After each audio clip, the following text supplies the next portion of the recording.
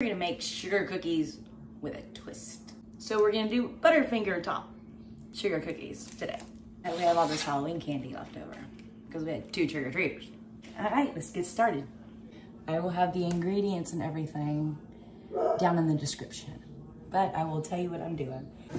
This is 2 1/2 cups of all-purpose flour. I've already measured it out. Baking powder, 2 teaspoons. 3/4 of a teaspoon of fine sea salt. Here's the deal on that. All I have in my cabinet right now is coarse sea salt. So that's what I have in here. Just gonna grind some up into a smaller bowl. And then I've got a 1/4 teaspoon. So put 3 of these in there, should make 3/4, yes? All right, there's 1, there's 2, and there's 3. Give it a little mix.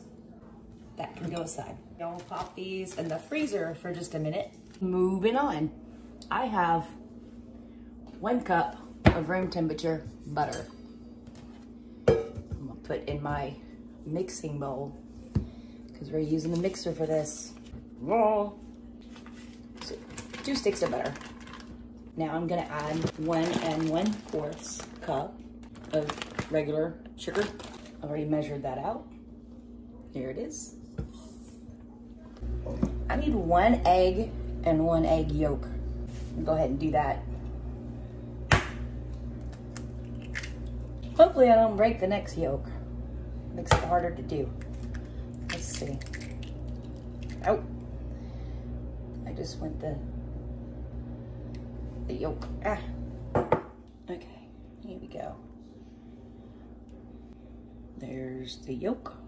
I'm also gonna need 1 teaspoon of vanilla extract.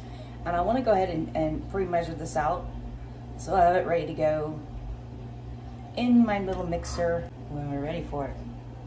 I'm using a paddle tool. In here is just the sugar and the butter. I'm gonna turn it on for a little bit. Be sure you're scraping the sides here and there.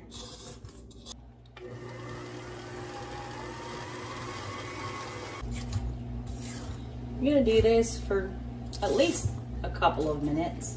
Now I'm gonna add the 1 egg plus the 1 egg yolk to this mixture. The 1 teaspoon of vanilla.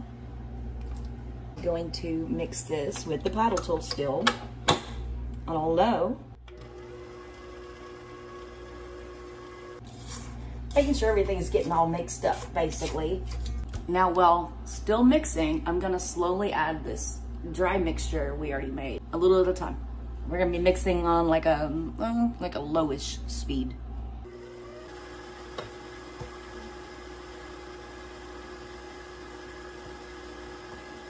I'm gonna turn it off for a second. Scoop some of that stuff off the sides. And the last of the flour mixture. I'm gonna stop it at least once. Scrape the sides and the bottom. All right. A little bit longer. Okay, that's good enough.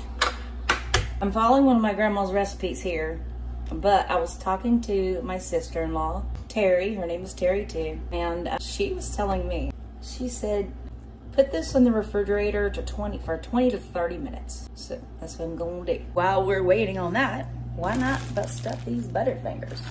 Been in the freezer for a minute. There we go.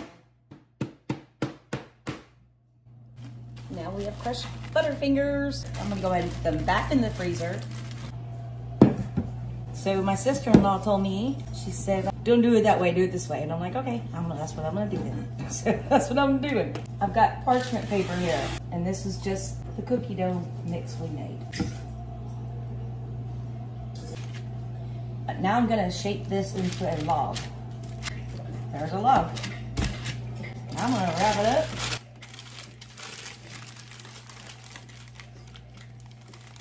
Like a big ginormous burrito. and stick it back in the refrigerator for 2 to 3 to 4 hours. Depends how long it takes me to cook dinner. All right, let's preheat the oven to 350 degrees. This is the log we made yesterday. I was only gonna put it in there for a couple hours, but then I got caught up baking whole fish. So yeah, we're doing it today. Got this, we're gonna cut it to about quarter inch thick.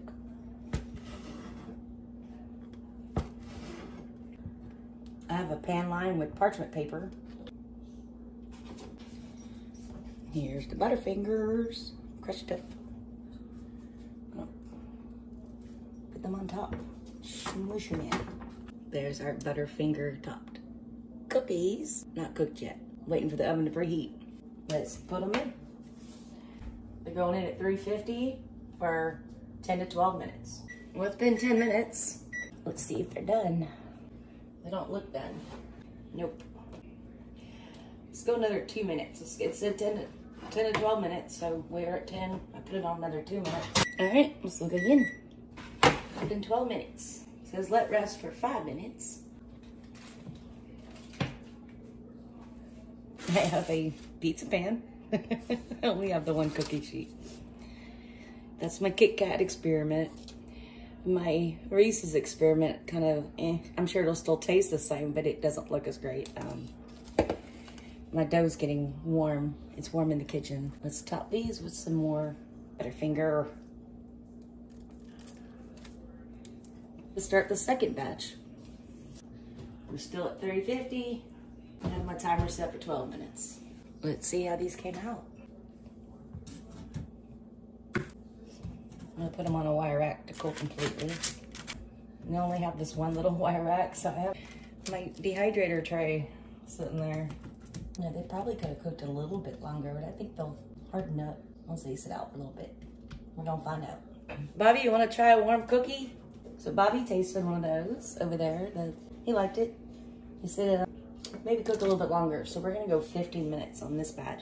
Here I'm just experimenting. I didn't want to bust up a whole bunch more candy. So this is I don't even know if this is gonna work. My dough's getting soft on me because it's warm in here. That is a hard caramel piece of candy, or caramel or butterscotch, I think. And these two are Baby Ruth, and these 4 are Snickers. They've been there for like 18 minutes, so I'm gonna pull them out. Hopefully not overdone or burnt. Take these over there, let them rest for 5 more minutes. And here is our experiment. Okay, going in. Let's pull this last batch of experiments out. Okay, I'm not gonna comment on what that looks like to me. I will show you what we end up with when everything's done. What's left of this candy is going to be donated to Treats for the Troops. I'm gonna put it in a Ziploc baggie and take it. But I think they give you $1 for every pound. I don't care about $1. Give the Troops some treats. So that's what we came up with. Butterfinger cookies, Reese's cookie, Kit Kat cookie. More of the Butterfinger cookies, M&M cookies. And that's the one that I was curious about. That one, it melted. I'm gonna let Bobby tell us if that ends up being hard in the middle again, which it probably will be. He has to eat around it and then eat the middle piece. Who knows? All right. Enjoy.